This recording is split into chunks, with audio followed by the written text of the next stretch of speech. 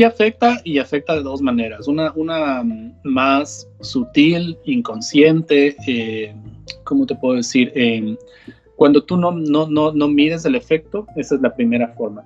La segunda forma, que espero que no suceda, es una forma más explícita y consciente. Me voy a explicar en cada caso.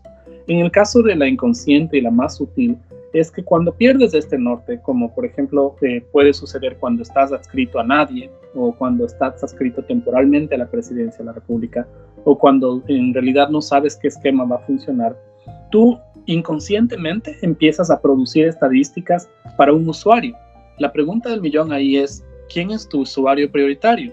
Porque en una figura anterior tú tenías un sistema de planificación, tú tenías circuitos de planificación, tenías cantones, tenías provincias, tenías zonas de planificación, y tú tenías de esos usuarios que demandaban información. Puede que hayan sido burócratas, pueden que hayan sido ineficientes, pueden que procesos se tenían que mejorar, pero tenías ese norte. Era como que alguien te decía, esta es tu tarea, esta es tu demanda, este es tu grupo de usuarios a los cuales tienes que satisfacer, entonces trabaja a partir de ello. Si tú tienes otra agenda, es perfectamente válido, inclusive políticamente. El problema es cuando no hay esa agenda. Entonces, ¿qué es lo que pasa? Que cuando no tienes esa agenda, muchos usuarios se van a quedar en el aire. Entonces, cito un ejemplo. Había una encuesta que se hacía cada diciembre para revelar informaciones, condiciones socioeconómicas de los hogares, que tenía una validez provincial. Es decir, que cada provincia podía saber el diagnóstico de la situación de su provincia cada diciembre de cada año. No puedes tener censos todos los años porque son muy caros y muy difíciles, pero por lo menos tenías una encuesta cada diciembre en la que la realidad de Tungurahua podía ser comparada diciembre tras diciembre. Simplemente se eliminó. En realidad se asume que es porque iban a mejorar unos registros administrativos, porque iban a reemplazar con otros. Hasta ahora hoy no se conoce qué va a pasar con esa información.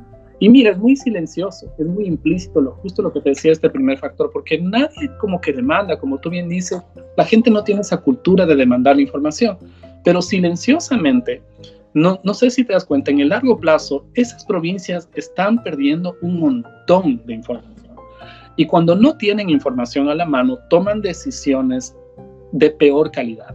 Entonces, de pronto, fruto de la informalidad con el tema de la adscripción, se toman decisiones a la ligera que te dicen, mire, ya no vamos a hacer esta encuesta, pues porque creemos que no es buena idea y tal vez vamos a hacer tal cosa. Resulta que no hubo una Secretaría de Planificación que le diga, un ratito, está muy bien que usted tenga propuestas y todo eso, pero tenemos unos usuarios que cumplir con una demanda. Si tú no les das esa información, el próximo gobernador de Tungurahua que quiera hacer un plan de asentamiento de nuevas viviendas, o Dios no quiera, hay un suceso natural negativo, ¿de dónde va a sacar la última información? ¿Del 2010? ¿Del 2000 censo? ¿Del último censo del 2010? ¿Está en 2019? Entonces, silenciosamente vas perdiendo ese norte que te decía, oiga, estos son sus usuarios. Y esa definición de demanda, esa definición de usuarios viene dada por esa estructura legal. Esa es la forma más inconsciente, la que por default, desafortunadamente, ya tienes un efecto. Que un político, un gobernador, un prefecto te va a decir, bueno, quiero hacer un plan habitacional, quiero hacer un sistema de agua potable o quiero mejorar las condiciones de salud. Deme la última información posible. Bueno, teníamos hasta el 2018, pero el INE ya ahora ya no produce. Ahí vas a tener dos efectos. El primero te va a decir, mira, especulemos, hagamos lo que el populismo diga, vamos a votar recursos y simplemente hagamos lo que hagamos. El segundo, que también puede ser peligroso, es que va a decir, ok, contratemos una empresa privada. Y resulta que no todas las provincias van a tener dinero para contratar encuestadoras. Y el precio por encuesta va a ser mucho más caro que lo que tú pagabas antes como Estado por esa encuesta.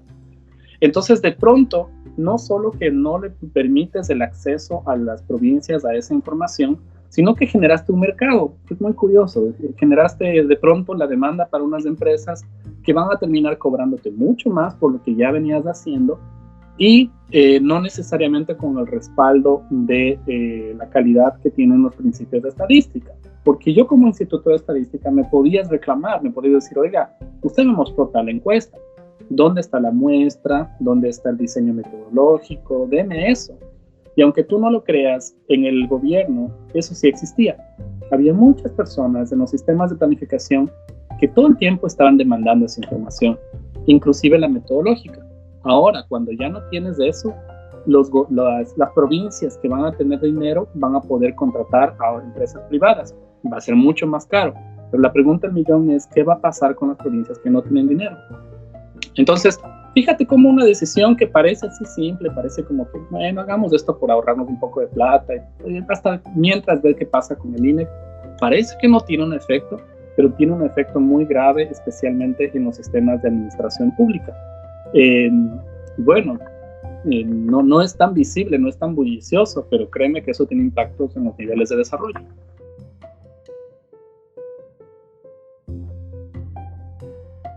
Sí, se va a grabar y también hay un tema sutil que veo que está surgiendo, porque un poco la respuesta que se está dando es, pero tenemos el respaldo de una organización internacional que dice que estamos haciendo bien las cosas, pero tenemos un grupo de trabajo entre oficinas de estadística que dice que hacemos, que seguimos los parámetros de las buenas prácticas. Hay un tema muy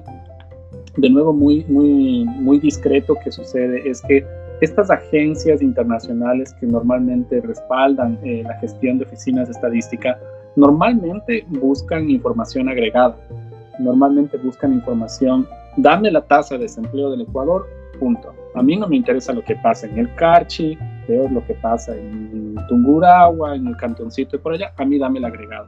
Entonces, para un usuario internacional puede que eso esté bien, pero para el día a día de la planificación, para la demanda de información, para poder ser crítico con los sistemas de gobierno, y te insisto, seas de izquierda o seas de derecha, necesitas acceso a la información. Entonces, el gran problema es que buscamos legitimidad, buscamos una especie de respaldo en organizaciones internacionales, que está bien, pero el problema es que esas organizaciones internacionales no demandan la información que demandan los usuarios en el Ecuador. Entonces, por ahí hay un problema serio. Primero. Y segundo, estas organizaciones lo que hacen es avalar que tú produzcas un dato agregado. Y segundo, normalmente avalan datos que están asociados a la situación económica del país. Pero ponen en desmedro, ponen en peligro informaciones que no tienen que ver con la situación económica del país, pero que es fundamental. Por ejemplo, temas de desigualdad, temas de, por ejemplo, de los derechos, de acceso a derechos a minorías sexuales, la situación de la mujer, coberturas de servicios básicos que no están relacionados con cálculos tradicionales. Todos esos indicadores que antes, inclusive territorialmente, te decían, mire, este cantón es muy pobre y no tiene una producción agrícola relevante, pero la situación de desigualdad o de desnutrición es tan importante que necesitamos visibilizar con una estadística. Normalmente las agencias internacionales te dicen, a mí deme el dato nacional. ¿Está cumpliendo con el dato nacional? Sí. ¿Está entregando la metodología que entregan a nivel nacional? Sí. Entonces todo muy bien, usted está yendo perfecto. Entonces resulta que hay esta demanda de información que no solo sesga a favor del dato agregado, sino que desmedra la información que es social y da prioridad a la información financiera. Usted dice, mire, si usted me da la información que necesito para calcular el riesgo país, estamos bien.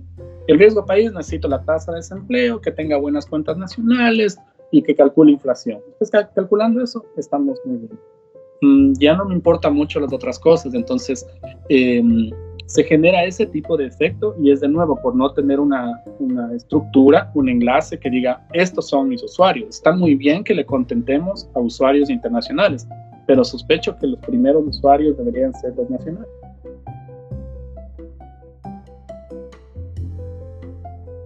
Uy, qué buena pregunta, porque no veo otra alternativa por el momento que más que intentar hacerle ver al gobierno que estas críticas, que estas demandas no son críticas a las personas, son críticas a los procesos. Mira, el gran problema es que a veces pensamos que uno está criticando una posición ideológica o uno está criticando una posición personal. Todas las personas tienen posiciones ideológicas y de persona, pero el problema de que estamos hablando aquí es que estamos desmantelando el sistema de información. Y se piensa que con la tecnología, con los registros administrativos, vamos a tener todo lo que teníamos antes con los censos de carne y hueso, o con las encuestas que teníamos a nivel provincial. Eso no es cierto. Y países tan avanzados en materia estadística como Estados Unidos, como México, como Brasil, tienen exactamente el mismo problema, pero la escala es mucho más grande y ya se están dando cuenta de los problemas. Tú no puedes reemplazar todos los registros administrativos por las encuestas por registros administrativos, porque resulta que precisamente en las zonas más difíciles de acceder, tú necesitas un encuestador que vaya a ver cómo están las cosas. Ellos no tienen acceso todo el tiempo a tecnología, ellos no registran todas las actividades a través de teléfonos celulares. Por supuesto que cada vez llega más, pero en comparación con la estructura social del país, no creo que va a suplir ni en el mediano plazo. Y estamos hablando de países grandes. Ecuador, desafortunadamente, todavía es chiquito. Entonces, ¿qué hacer? Yo creo que primero intentar hacerles ver que aquí no estamos hablando de posiciones, aquí estamos hablando de que así usted quiera llevarle a un automóvil a la izquierda o a la derecha, políticamente lo que necesita es tener un panel de control. Y si usted está desmantelando el panel de control del automóvil, es muy probable que ese auto se choque. Así sea usted de izquierda o sea de derecha, a donde quiera llevar el vehículo, necesita un panel de control. Y si desmantelas el panel de control, no creo que puedan suceder cosas buenas.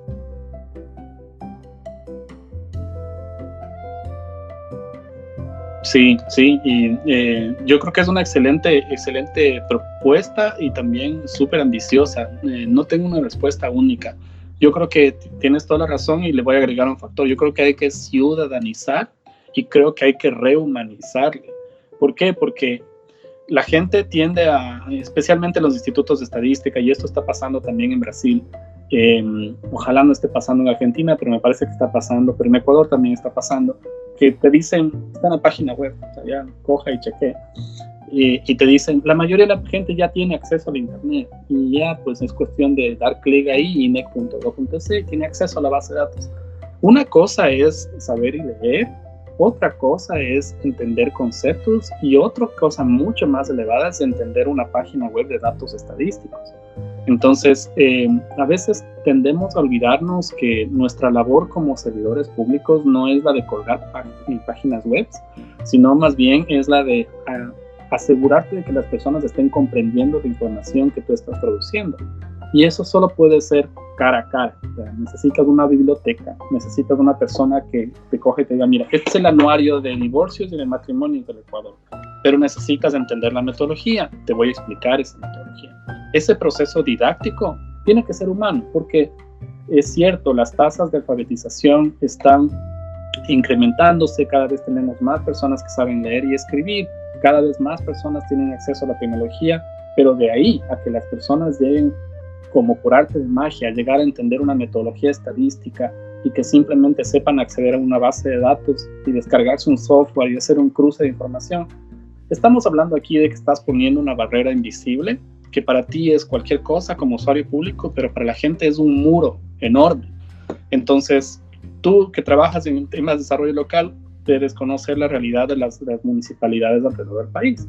Hay municipios que desafortunadamente no tienen una computadora, y tienen una computadora a veces sin internet, y cuando tienen con internet es muy difícil explicar conceptos que cuando yo los veo todo el día, como es mi trabajo y estudiar, para mí son facilitos, pero para un alcalde, para un consejero que es la primera vez que lo ve, no es fácil entender, y es muy injusto que los juzgues y digan, ay, es que estos no saben, ¿cómo no pueden saber si son alcaldes?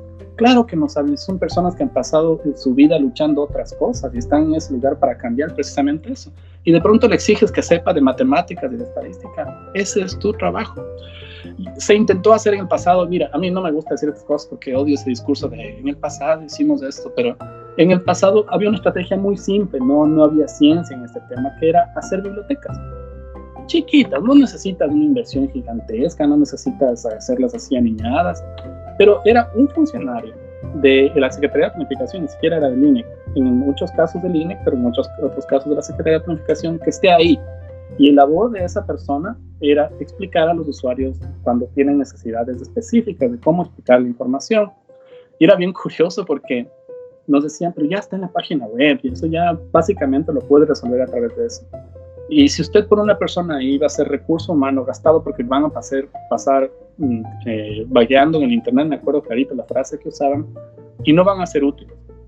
Y lo que hicimos fue registrar cuántos usuarios iban diariamente y que pongan una firma. No tienes idea de la cantidad de gente que va. Es una cantidad impresionante de gente que va. Y lo más curioso de todo es que nosotros pensábamos que la gente iba a ir en horas de oficina. Yo les decía, una biblioteca no tiene mucho sentido que tenga horas de oficina, porque si tú trabajas en una oficina y quieres ir a la biblioteca, no vas a poder ir en tus horas de oficina. Entonces hacíamos esfuerzo para que sean horas de extra oficina y resulta que la gente iba después. ¿Por qué? Y no solo a buscar, porque era muy curioso y hasta medio interesante sociológicamente. La gente no tenía un lugar para leer. Estamos hablando de pueblos chiquitos, ¿no? Estamos hablando de comunidades que no estoy hablando de Quito, de Guayaquil, estamos hablando de comunidades pequeñas. Iba allá, se sentaba a leer, usaba un rato el internet, tenía un poco de recelo porque no sabía usar, pero se sentaba porque tenía por fin un espacio para conversar con la gente. Y ese rato había una interacción con el bibliotecario que le decía, mira, el censo se trata de esto. No eran cosas avanzadas, cómo contamos a la gente, cómo censas eso. Ese pequeño contacto hacía que la gente valore mucho el espacio. Y te insisto, si gastábamos $300 en el arriendo, era mucho. Tener una computadora y tener la persona ahí. Que sí, no produce económicamente mucho, pero le humanizaba a la gestión del instituto. Entonces, puede que sean estrategias que no son tan fáciles de ver la rentabilidad económica, pero le ayudaba a humanizar la gestión. Creo que eso se podría retomar, pero es difícil si es que no te acuerdas para quién estás trabajando. Si crees que estás trabajando para un funcionario en Washington, obvio que es una mala.